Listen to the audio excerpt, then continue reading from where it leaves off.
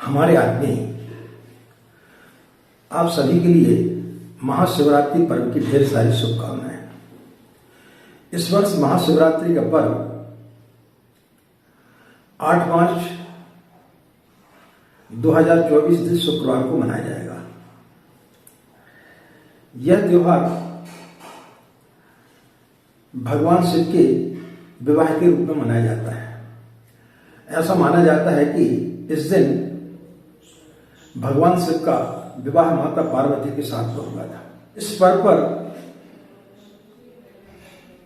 हम किस प्रकार से उपाय करें यदि आपकी जन्म कुंडली में काल सर्प दोष है, पितृदोष है या अंगारक दोष है, या आपके घर में लक्ष्मी की कमी है, व्यापार में रुकावट आ रही है, विद्यार्थियों के लिए क्या उपाय करना चाहिए। तो इस दिन हम क्या करें ताकि इन सब चीजों से हमें मुक्ति मिल सके। यह पर्व बहुत कुछ हमें देने के लिए आता है, बशर्ते कि आप लेने के लिए तैयार रहें। भगवान निरंतर हमें देता रहता है। बारिश होती है, सभी के घर में समान रूप से पानी गिरता है। आप बाहर एक घड़े को रख दें, उल्टा रख देंगे और सुबह देखेंगे तो उसमें पानी आपको नहीं मिलेगा, लेकिन सीधा रखेंगे तो सुबह वो घड़ा आपको भरा हुआ मिलेगा। तो अपनी आस्था को, अपने विश्वास को यदि आप इस दिन श्रद्धा पूर्वक करेंगे तो निश्चित रूप से आपकी इन सारी समस्याओं का आपको समाधान मिलेगा। तो इस वीडियो में हम आपको वो छोटे छोटे उपाय आपको बताने के लिए जा रहे हैं जो स्वयं आपको करना है, तो निश्चित रूप से आपको उनसे लाभ होगा। इन उपायों को आप महाशिवरात्रि के दिन कर सकते हैं, और यदि महाशिवरात्रि के दिन आप किसी कारणवश नहीं कर पाते हैं तो प्रत्येक माह की जो शिवरात्रि आती है उस दिन भी आप इन उपायों को करके इनका लाभ ले सकते हैं।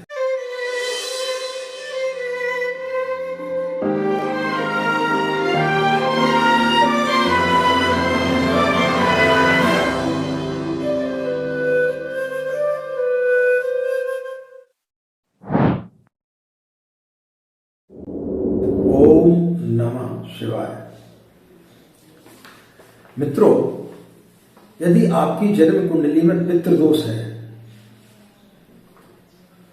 तो इस महाशिवरात्रि पर आपको ऐसा क्या उपाय करना चाहिए कि जिससे आपको बगैर कहीं पूजा पाठ कराए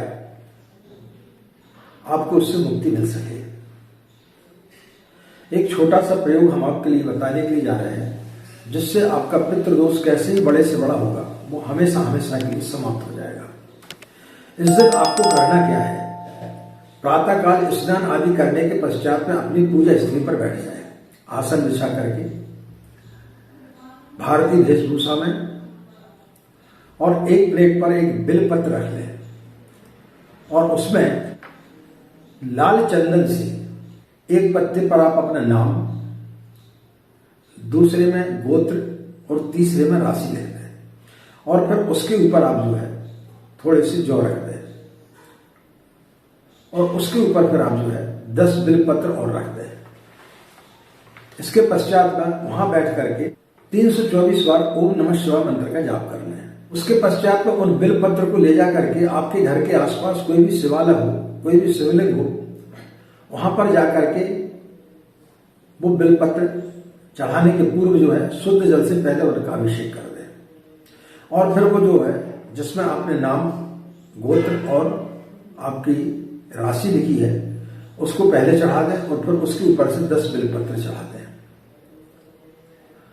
और वहां से प्रणाम करके आ जाए, और एक कलश में वहीं से आप जल भर लें और किसी पीपल के झाड़ की जड़ पर छोड़ करके आ जाए, और वहां एक सरसों के तेल का दीपक जला दें। जब आप घर में पूजन करेंगे तब आप सरसों के तेल का, घी या काली तिल का दीपक का इस्तेमाल आप कर सकते हैं। उसके पश्चात किसी ब्राह्मण को भोजन करा दें, और आपके घर में जो भोजन बनता है उसका एक भाग गाय को, एक भाग कुत्ते को, और एक भाग किसी जरूरतमंद को, और एक भाग कौए को रख दें या चींटियों को रख दें। तो किसी भी प्रकार का कोई भी पितृदोष आपकी जन्म कुंडली में होगा, उससे आपको निश्चित रूप से मुक्ति मिलेगी। यदि आपकी कुंडली में अंगारक दोष बना हुआ है, यानी मंगल और राहु साथ में है, तो ऐसी स्थिति में महाशिवरात्रि के दिन आपको क्या काम करना चाहिए? एक कलश में जल ले लें, शुद्ध जल, और उसमें लाल चंदन युक्त जो है दूध डाल दें, यानी थोड़ा सा लाल चंदन डाल दें और उसमें दूध डाल दें, और फिर उससे जो है आप भगवान शिव का अभिषेक करें, तो निश्चित रूप से आपका अंगारक दोष दूर होगा और उससे आपको मुक्ति मिलेगी। अब यदि आपकी जन्म कुंडली में कालसर्प दोष है, तो बगैर कहीं जाए, ना आपको कहीं नासिक जाना है, ना उज्जैन जाना है, बस इस महाशिवरात्रि पर एक छोटा सा उपाय कर लें, तो निश्चित रूप से कालसर्प दोष से आपको मुक्ति मिलेगी। इस दिन आपको करना क्या है? प्रातः काल स्नान आदि करने के पश्चात में एक आसन बिछा लें, कलश रख लें, दीपक जला लें, घी का या काली तिल या सरसों के तेल का, तीन में से कोई भी आप दीपक जला सकते हैं। और उसके पश्चात में एक प्लेट में जो एक बेलपत्र रखते जाए, उसमें 7-7 चुटकी काली तिल डालते जाए। एक बेलपत्र रखा, उसमें 7 चुटकी काली तिल डाला, फिर उसके ऊपर दूसरा बेलपत्र रखा, फिर उसमें 7 चुटकी काली तिल डाला, फिर तीसरा बेलपत्र रखा। इस प्रकार से आपको 11 बेलपत्र रखना है। और एक दूसरी कटोरी में आप जो है चांदी के नारियल का छोटा सा आप जोड़ा रख लें। फिर इनका जो है आप अक्षत पुष्प का पूजन कर लें। उसके पश्चात वहां बैठ करके आप जो है एक माला महामृत्युंजय मंत्र का जाप कर लें, एक माला ओम नमः शिवाय मंत्र का जाप करें, और एक माला ओम राम राहवे नमः राहु के मंत्र का जाप करें, और चंदन युक्त धूप जला दें। जब आप पूजन करेंगे तो दीपक जलाना है, कलश रखना है, चंदन युक्त धूप जलाना है, और उसके पश्चात आपको महामृत्युंजय का जाप करना है, ओम नमः शिवाय मंत्र का जाप करना है, और ओम राम राहवे नमः मंत्र का जाप करना है। उसके पश्चात में आप अपने घर से नंगे पैर जाएं, आपके घर के आसपास जो भी शिवालय हो, उस शिवलिंग पर जाकर के आप पहले एक कलश में शुद्ध जल और उसमें थोड़ा सा कच्चा गाय का दूध डाल दें और उससे उनका अभिषेक कर दें।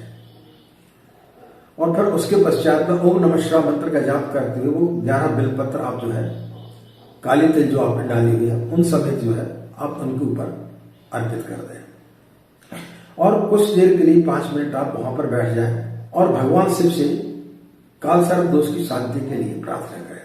तो निश्चित रूप से आपकी जन्म कुंडली में किसी प्रकार का कोई भी कालसर्प दोष होगा, उससे आपको निश्चित रूप से मुक्ति मिलेगी और आपका जीवन बड़ा सरल हो जाएगा, और आपके जीवन में जो कालसर्प दोष के कारण कठिनाइयां चली आ रही थी उनसे आपको मुक्ति मिलेगी।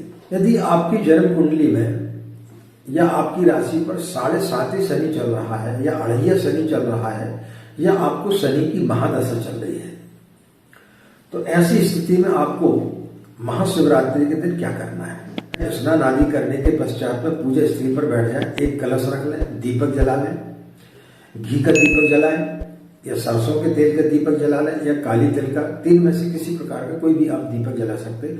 आसन पर स्वच्छ कपड़े पहन करके बैठ जाए भारतीय वेशभूषा में, और फिर एक प्लेट पर आप जो है 11 बेलपत्र रख लें, देख लें कोई कटी फटी तो नहीं है, और उन बेलपत्रों में एक चुटकी काली तिल और एक काली मिर्च डालते जाए।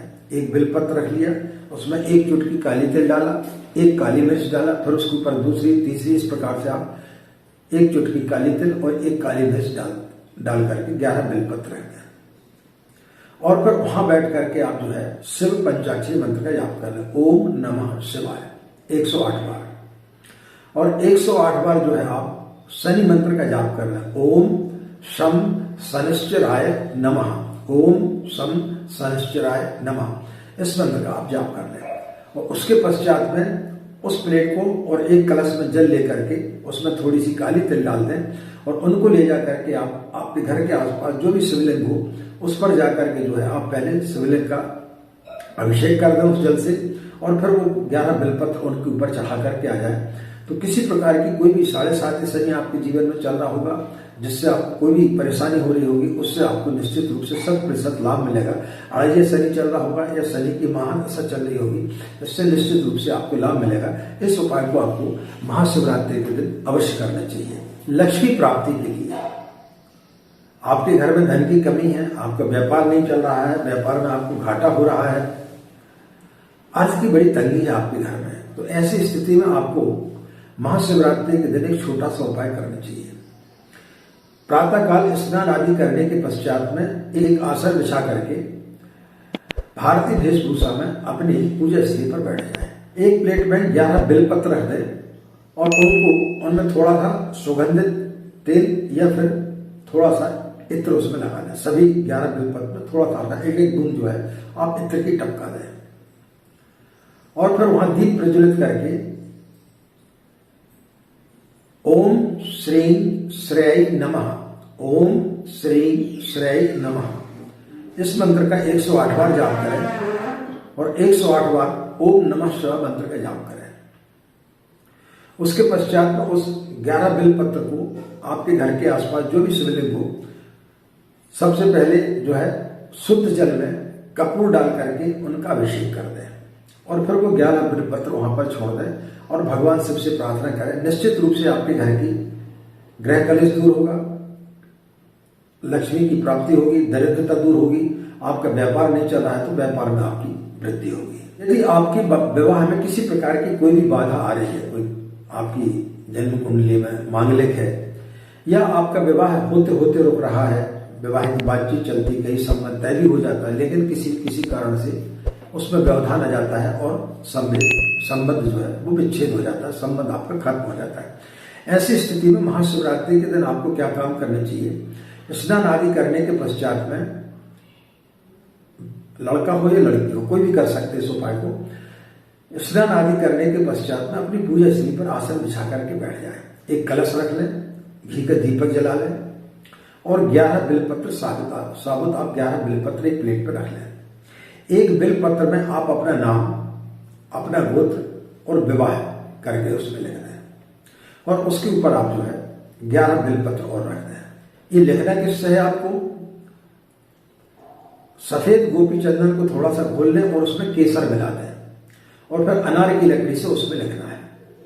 एक बेलपत्र में लिखना है, बाकी बेलपत्र साबुत आपको उस पर रख देना है। उसके पश्चात में आपके घर के आसपास जो भी शिवलिंग हो, एक कलश में जल ले लें, उसमें थोड़ा सा केसर डाल दें और उससे भगवान शिव का पहले अभिषेक कर दें और फिर वो 11 बेलपत्र आप उनके ऊपर चढ़ा दें और वहां बैठ करके 5 मिनट वहां बैठ जाएं, ओम नमः शिवाय मंत्र का जाप करें और भगवान से प्रार्थना करें तो निश्चित रूप से आपकी शीघ्र शादी का योग बनेगा।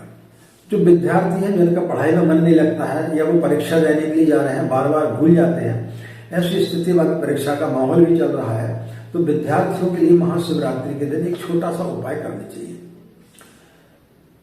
जो भी बच्चे परीक्षा देने के लिए जा रहे हैं वो स्नान आदि कर लें और शिवलिंग जो भी आपके घर के आसपास है वहां जाकर के एक बेलपत्र में 7 बूंद शहद टपका दें।